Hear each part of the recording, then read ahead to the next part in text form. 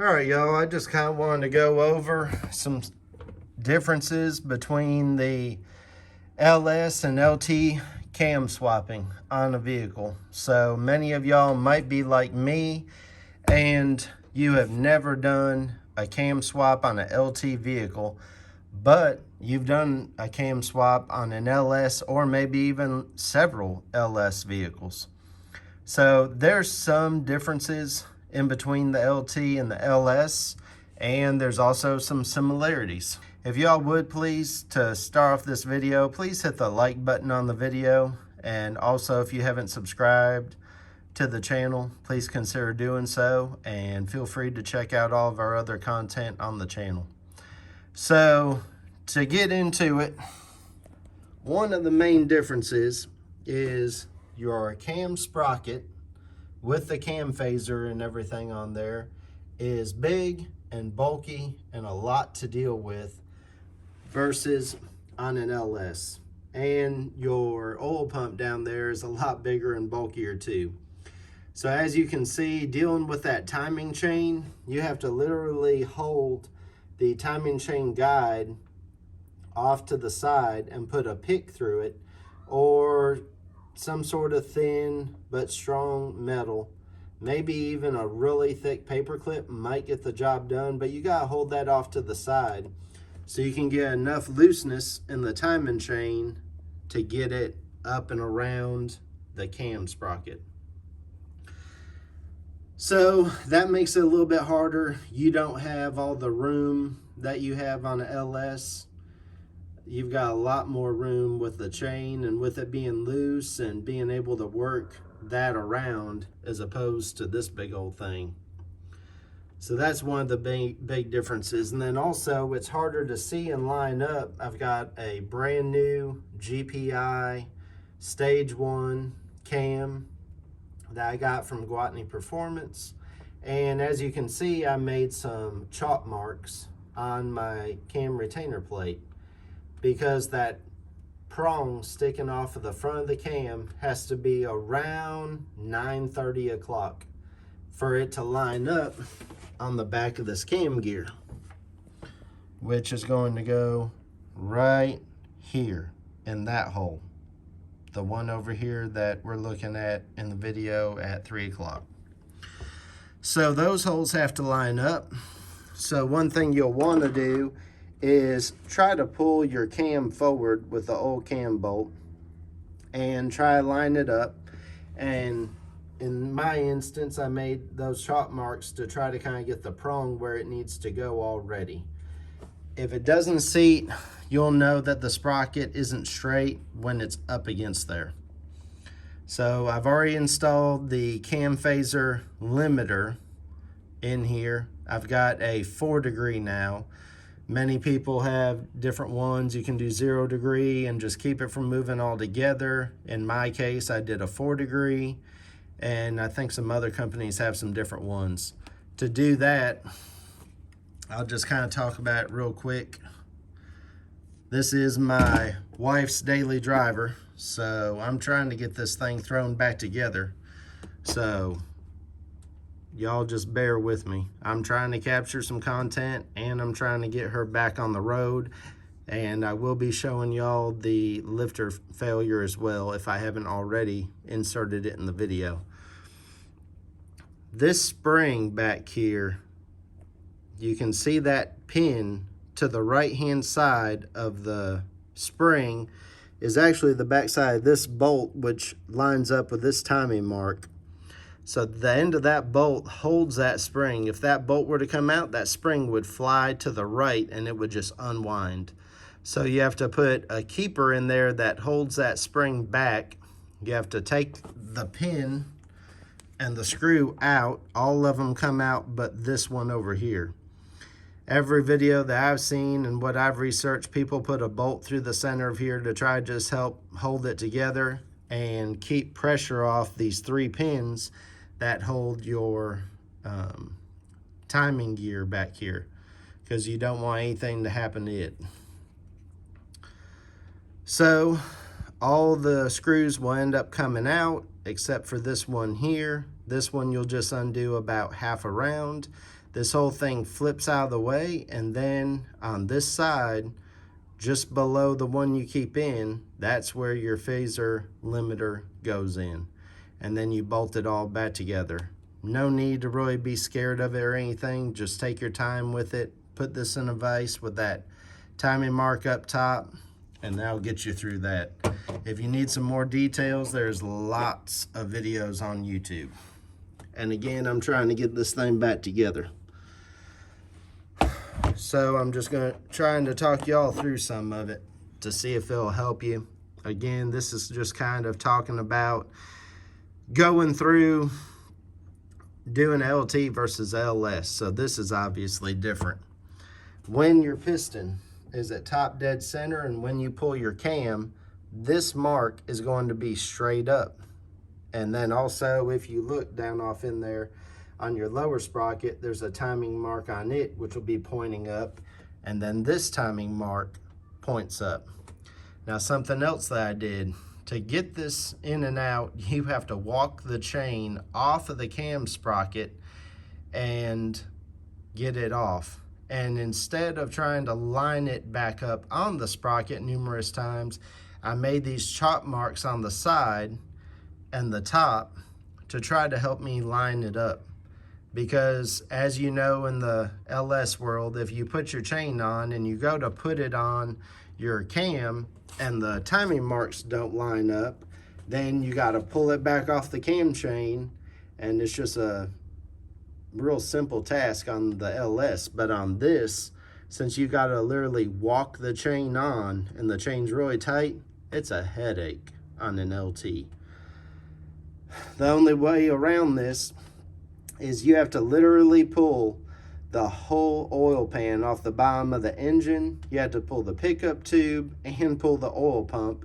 And you have to, on these, use oil pump guides that screw into a couple of these holes on the front where the timing chain is.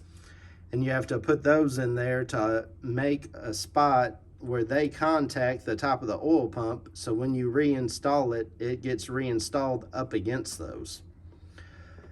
Again, more of a pain versus an LS, which is a bit easier to get right.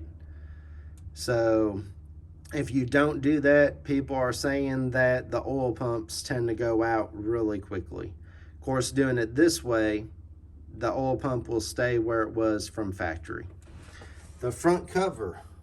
The front cover will not come all the way off because we have electrical going into the oil pan area. So gone are the days of the LS where you can just pull your front timing cover off. Now it's just gently resting up against there. So changing out that front seal is going to be fun. And no gasket. Y'all see that RTV?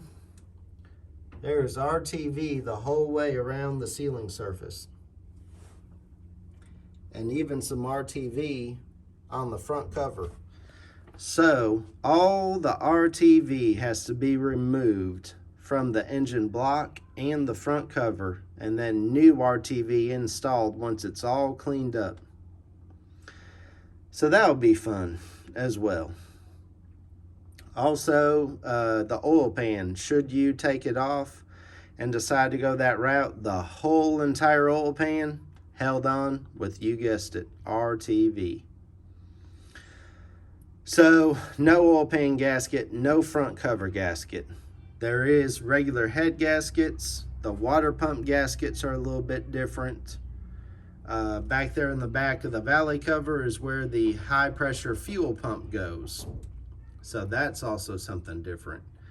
The electrical for this vehicle is in different places. Something that worked out pretty nice is the head bolts are only 10 per side. You have no head bolts across the top no more. All you have is 10 that hold the head on. And the exhaust manifolds, once you loosen them up from the heads, you're able to just push the exhaust manifold back and out of the way and get to every single head bolt. So that's pretty nice. Now something else GM did. Let's go over to the workbench and take a look.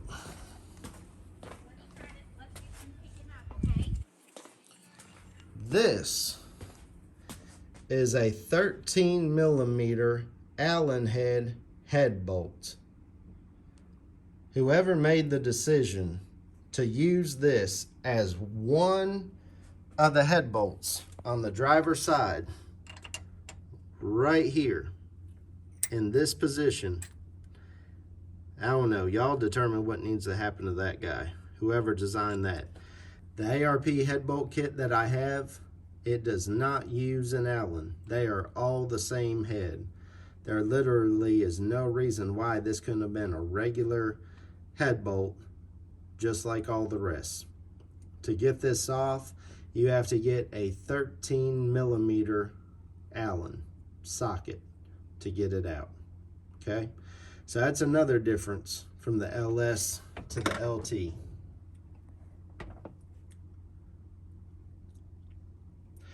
Also on the LT, look what we got down here. We got a vacuum pump. The vacuum pump, you have to loosen up the 4 bolts on it to get it back this direction to clear the front cover. So you don't have to remove it all the way, but you do have to do that. So on the LT, you have a vacuum pump to deal with.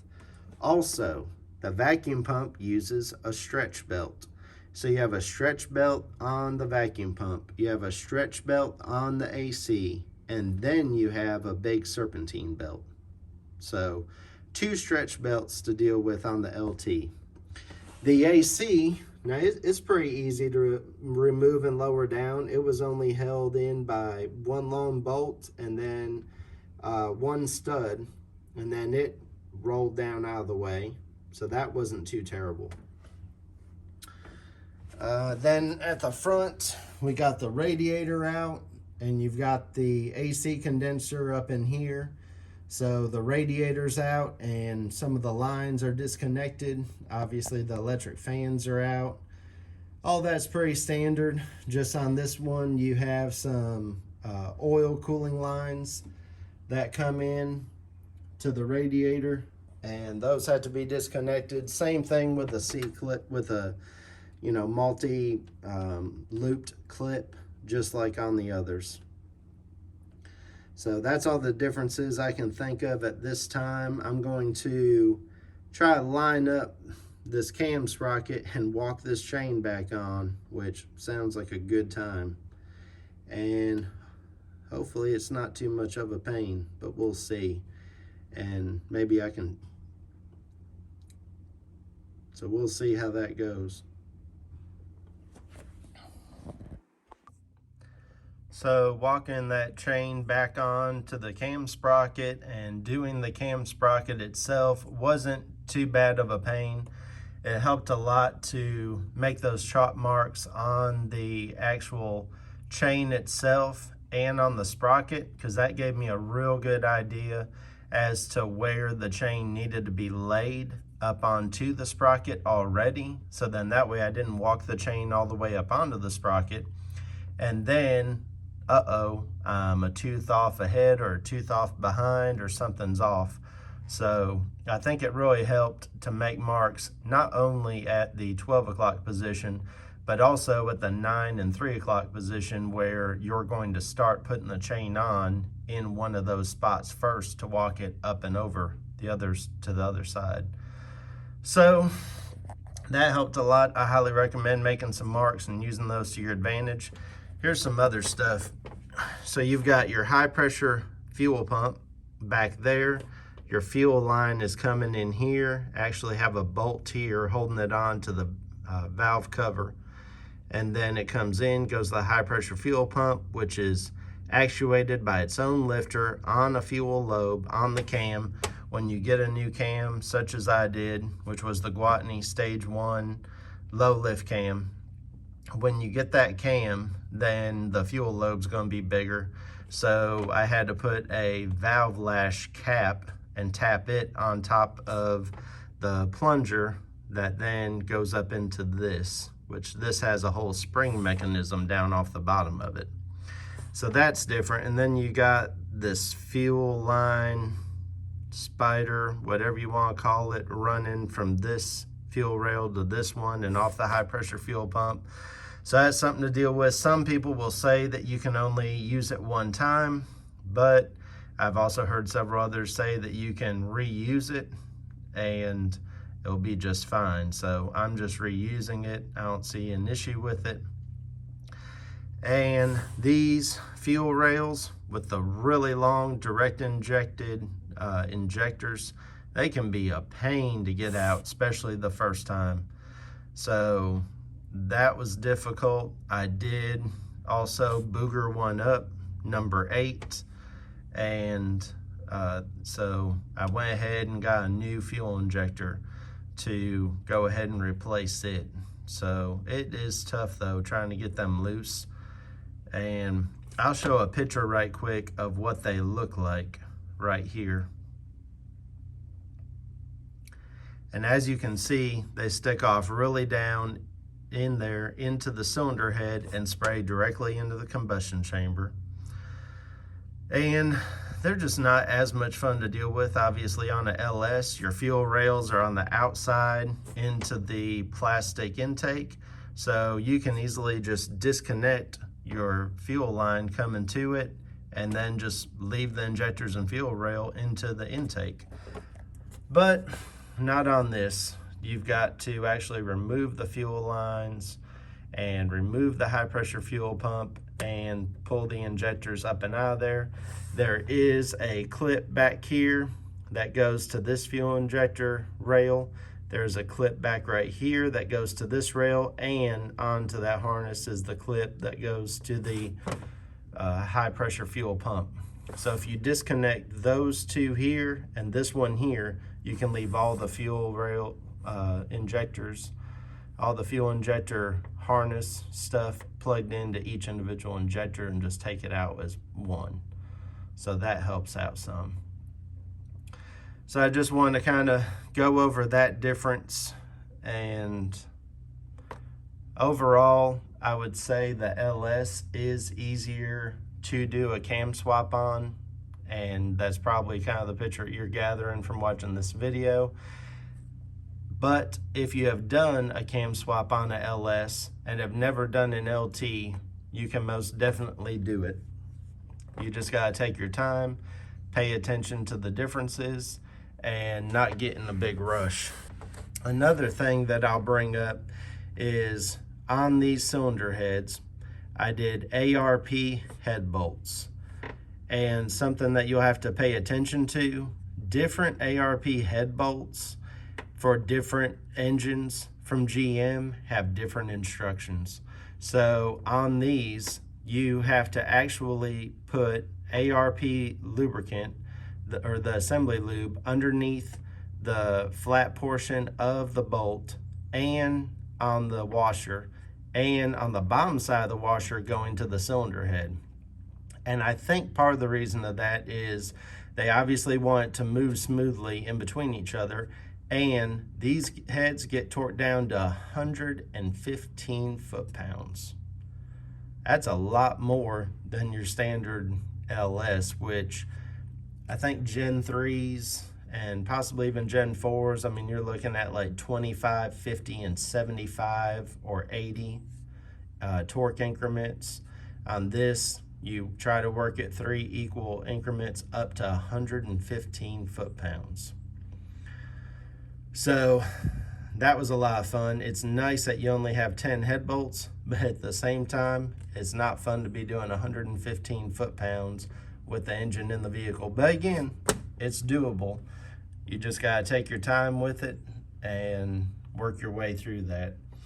Some of you may also be used to ARP head studs, which I'm not sure what they say to do on ARP head studs on this engine, but on ARP head studs, like on my CTSV that I just did, they wanted everything clean. Your nuts to be clean, your washers to be clean, and the surface on the head where the washer was going to contact, all clean of debris and oils and everything.